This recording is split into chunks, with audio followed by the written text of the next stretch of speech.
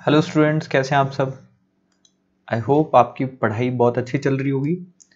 आज हम करेंगे +1 अकाउंट्स, राइट। और +1 अकाउंट्स में हम कौन सा टॉपिक लेंगे आज, that is depreciation.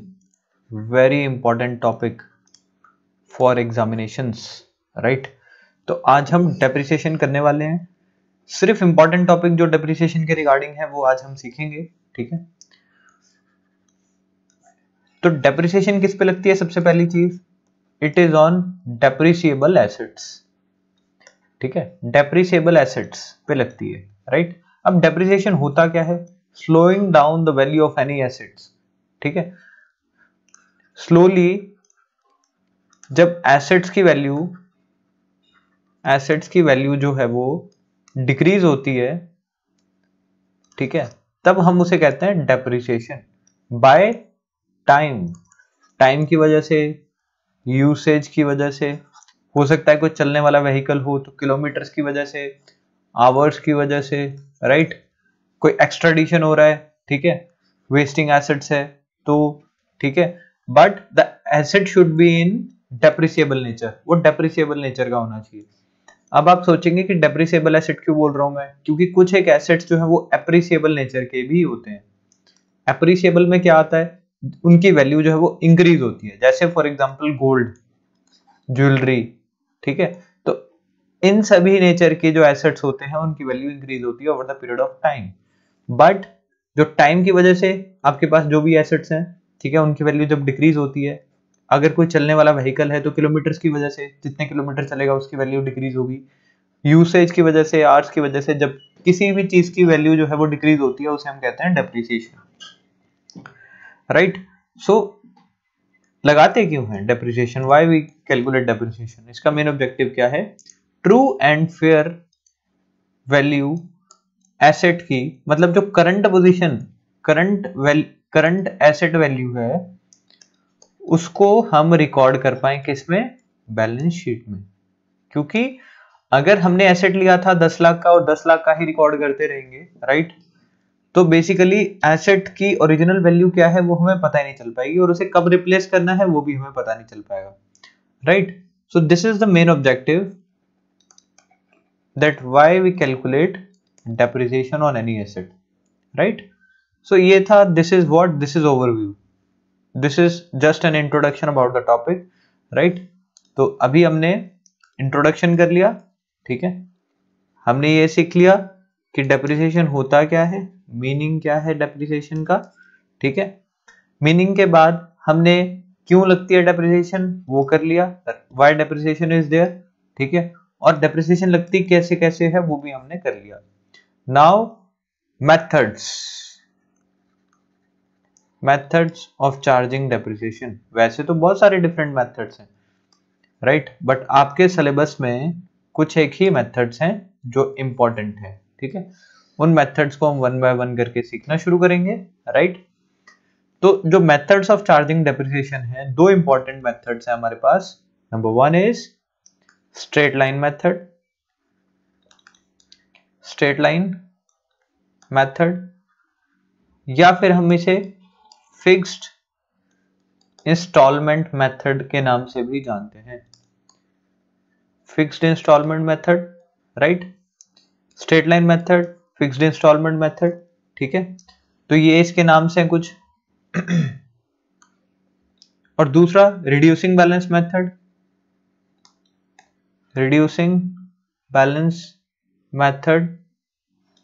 Written down value method, सभी सेम ही नाम है, एक ही मेथड के नाम है, रिटन डाउन वैल्यू मेथड, या फिर diminishing balance method,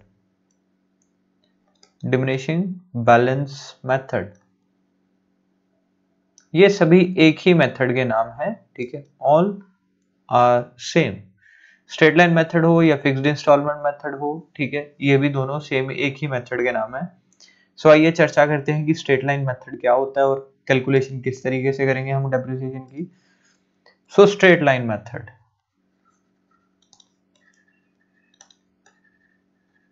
line method, अब इसका मतलब क्या है, इसका मतलब है कि जो डेप्रिसिएशन है depreciation remains same every year. ठीक है, जैसे नाम से ही पता चल रहा है स्ट्रेट लाइन, स्ट्रेट लाइन मतलब कि एक ही डेप्रिसिएशन हर साल लगेगी, वैल्यू जो है वो डिक्रीज होती जाएगी किसी भी एसेट की और सेम टाइप की डेप्रिसिएशन लगेगी। So what is the formula of calculating it? Formula क्या है इसको कैलकुलेट करने का? Original value of an asset minus scrap divide by estimated life of an asset. तो आपको कुछ एक चीजें समझनी पड़ेंगी। वो चीजें क्या है कि पूरे डेप्रिसिएशन पूरी वैल्यू पे नहीं लगता कभी भी, राइट? उसमें से कुछ वैल्यू ऐसी होती है। स्क्रैप क्या होता है? ठीक है, ये समझते हैं कि स्क्रैप क्या होता है। Scrap is that thing, scrap वो चीज होता है जो एसेट का पूरा इस्तेमाल होने के बाद भंगार जो बच जाता है, जो एंड में सोल्ड करते हैं हम कबाड़ी को। जैसे फॉर एग्जांपल मेरे पास कोई बहुत बड़ी मशीन थी, ठीक है, वो एट द एंड में 10,000 का लोहे के वेट के अकॉर्डिंग तो मैं बेच ही दूंगा, राइट? तो ये जो 10,000 रुपए है वो तो एट द एंड मेरे को मिल ही जाएंगे। वो तो स्टार्टिंग में बेचूंगा तब भी उसमें कैलकुलेट होंगे और लास्ट में बेचूंगा तब भी ये वाली वैल्यू उसमें कैलकुलेटेड ही होगी, because it is according to the wait.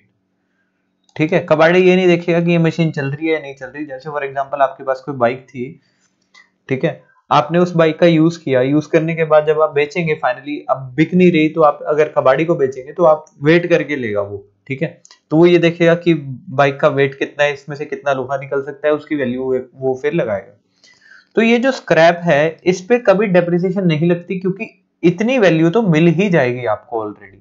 Depreciation किस पे लगती है? जो ओरिजिनल वैल्यू है उसमें से अगर मैं स्क्रैप को खत्म कर दूं वो है डेप्रिसिएशन।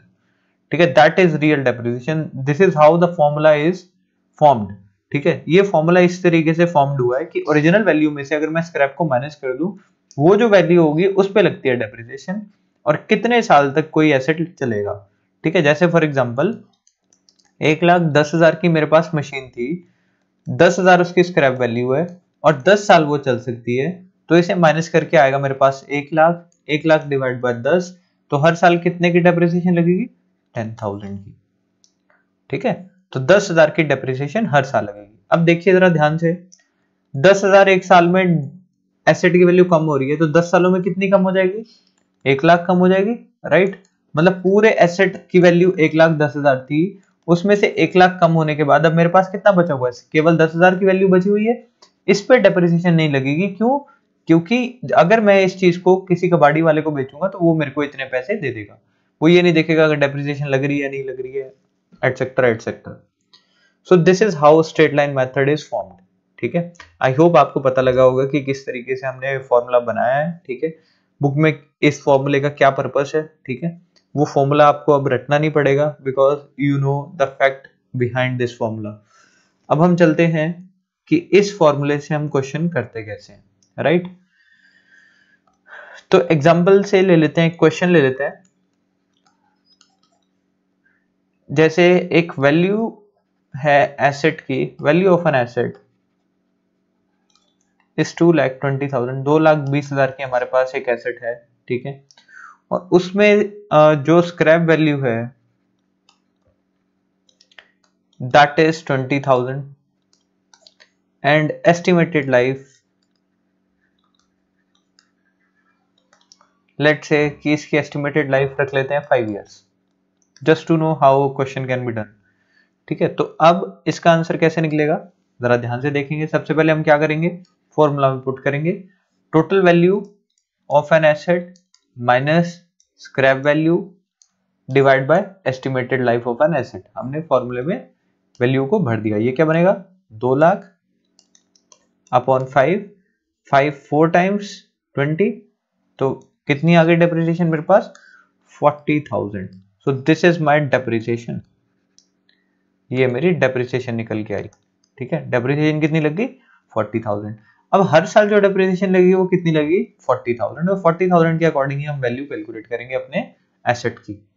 ठीक है, तो जैसे फर्स्ट ईयर, अब इसको बनाने का परफॉर्मा क्या है, ठीक है, वो सीखते हैं। सो डेट, पार्टिकुलर्स, अमाउंट, राइट? आज हम सिर्फ बेसिक्स ही कर रहे हैं, ठीक है। सो हमें सिर्फ बेसिक्स करने हैं तो फिर अच्छे से करेंगे और हर एक चीज समझ के करेंगे। Date, particulars, amount, and again date, particulars, and again amount। ठीक है, इसी तरीके से आप अकाउंट बनाते हैं, डेबिट साइड, क्रेडिट साइड। याद रखना, हम कभी भी डेप्रिसिएशन का अकाउंट नहीं बनाते, we always maintain machinery account. हम मशीन का अकाउंट बनाते हैं, तो हम मशीनरी अकाउंट बनाया हमने अब। ठीक है, तो अब जब भी हम मशीन खरीदते हैं तो क्या क्या एंट्री बनती है? Machinery account debited to cash, यही बनती है एंट्री, राइट। तो जब हम मशीनरी अकाउंट बना रहे हैं तो टू कैश मतलब इस साइड आएगा। तो जब भी हम कोई एसेट खरीदेंगे तो यहां पे लिखा जाता है टू कैश या फिर टू बैंक। जनरली हम टू बैंक लिखते हैं क्योंकि बड़ी पेमेंट जो है वो हम खाते से करते हैं ट्रांसफर करके या चेक से करते हैं। ठीक है, तो बैंक कितने की मशीन है? 2,20,000 की मशीन है, वो हम यहाँ पे लिखेंगे। ठीक है, जैसे 1 जनवरी को हमने मशीन खरीदी, ठीक है, 31 दिसंबर को पूरे साल की इस पे डेप्रिसिएशन लग जाएगी, तो हम लिखेंगे बाय डेप्रिसिएशन कितनी लग गई? 40,000 की मेरे पास डेप्रिसिएशन लग गई। अब वैल्यू कितनी बची मेरे पास? By balance carry down. ठीक है, 2,20,000 की मशीन थी, 40,000 रुपए जा चुके हैं, कितने बचेंगे? 1,80,000 रुपए। ठीक है, ये बैलेंस कैरी डाउन हो जाएगा। 2,20,000 यहाँ पे खाता बंद, 2,20,000 ये साल खत्म। फिर ये जो 1,80,000 है वो 1 जनवरी नेक्स्ट ईयर आ जाएगा। 1 जनवरी टू, अब लिखेंगे बैलेंस ब्रॉट डाउन। ठीक है, ये 1,80,000 इधर आ जाएगा 1 जनवरी को नेक्स्ट ईयर। और यहाँ पे 31 दिसंबर को फिर से क्या लगेगी? Bye depreciation which is of 40,000 and again मेरे पास बैलेंस बचेगा, बैलेंस कैरी डाउन, इसमें से माइनस करके कितना बचेगा मेरे पास? 1,40,000, राइट। और यहाँ पे कितना हो जाएगा? 1,80,000 और यहाँ पे कितना हो जाएगा? 1,80,000। क्लियर? अब नेक्स्ट ईयर फिर से ये 1,40,000 नेक्स्ट ईयर जाएगा इधर और इधर से डेप्रिसिएशन लगेगी। और जितने साल, जैसे फॉर एग्जांपल 2 इयर्स का हमने बनाया, क्वेश्चन में अगर 3 इयर्स का होता तो हम 3 इयर्स का बना लेते। ठीक है ना, तो क्वेश्चन आपको बताएगा कि आपको 2 साल का मशीनरी अकाउंट बनाना है या 3 साल का मशीनरी अकाउंट बनाना है, राइट। तो आई होप आपको समझ आया हो कि हम क्वेश्चन को किस तरीके से करते हैं, राइट। और अगर विद इन द ईयर अगर कोई मशीन परचेस करी हो तो हम विद इन ईयर उसे परचेस कैसे करते हैं वो सीखते हैं। जैसे फॉर एग्जांपल हमने 1 जनवरी 2001 को कोई मशीन खरीदी थी 1,00,000 रुपए की। ठीक है, और फिर 1 जुलाई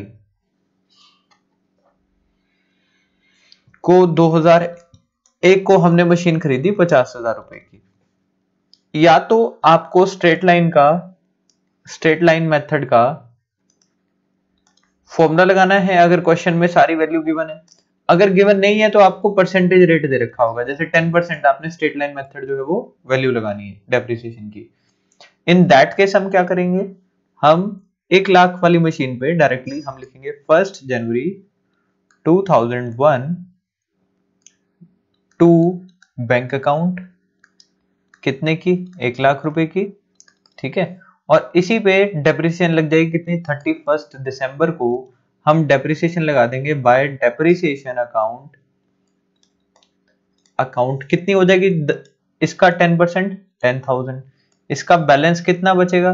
बाय बैलेंस कैरी डाउन, 1,00,000 में से 10,000 गया कितना? 90,000। ये मशीन हो गई इस साल की। अब 1 जुलाई 2001 सेम ईयर हमने एक और मशीन खरीदी है कितने की? 50,000 की। तो जब सेम मशीन हमने खरीदी है उसी साल में तो हम लिखेंगे यहाँ पे 1 जुलाई। ठीक है, और यहाँ पे आएगा फिर से बैंक अकाउंट। ठीक है, तो 50,000 यहाँ पे। अब यहाँ पे 50,000 नहीं लगाएंगे हम डेप्रिसिएशन, क्योंकि हमने साल के बीच में खरीदी है मशीन।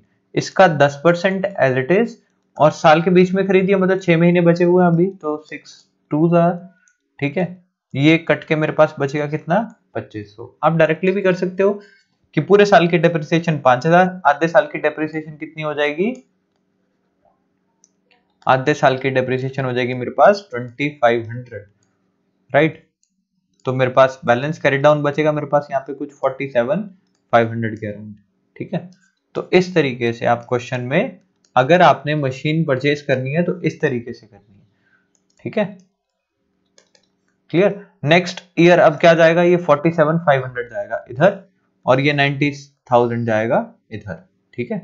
और फिर उस पे पूरे साल की डेप्रिसिएशन लगेगी, ठीक है। पूरे साल पे कैसे लगेगी, इसकी लगेगी 10,000 और उस मशीन की कितनी लगेगी 5,000, ठीक है। This is depreciation 1 and this is depreciation 2, right. तो 1 लाख वाली और 50,000 वाली पे पूरी डेप्रिसिएशन लगेगी, फुल डेप्रिसिएशन, ठीक है। वहां पे आपको नहीं दिखा होगा तो इधर मैं आपको करके बता देता हूं, राइट। 1 लाख की कितनी पड़ेगी 10,000 नेक्स्ट ईयर, और दूसरी मशीन की कितनी पड़ेगी डेप्रिसिएशन 5,000 पूरी पूरी। इधर नहीं पड़ेगी पूरी क्योंकि यहां पे हमने विद इन ईयर उसे परचेज किया है, क्लियर। तो आज हमने क्या सीखा, आज हमने सीखा कि डेप्रिसिएशन होती क्या है, ठीक है, डेप्रिसिएशन है क्या, इसके मेथड्स क्या क्या हैं, ऑब्जेक्टिव्स क्या क्या हैं, ठीक है। और उन मेथड में से हमने एक स्ट्रेट लाइन मेथड करके, ठीक है, उसमें अगर परचेज करनी हो तो किस तरीके से करना है वो हमने सीखा, राइट। नेक्स्ट वीडियो में हम किस तरीके से सेल करते हैं वो हम सीखेंगे और प्रॉफिट एंड लॉस की कैलकुलेशन कैसे होती है पहले एक मेथड की वो सीखेंगे, right. Then we will move towards next method, right. तो आई होप आप लोगों ने सेशन एंजॉय किया हो, right. So keep studying, examination बहुत ही पास है, right. So God bless you all, see you in the next video.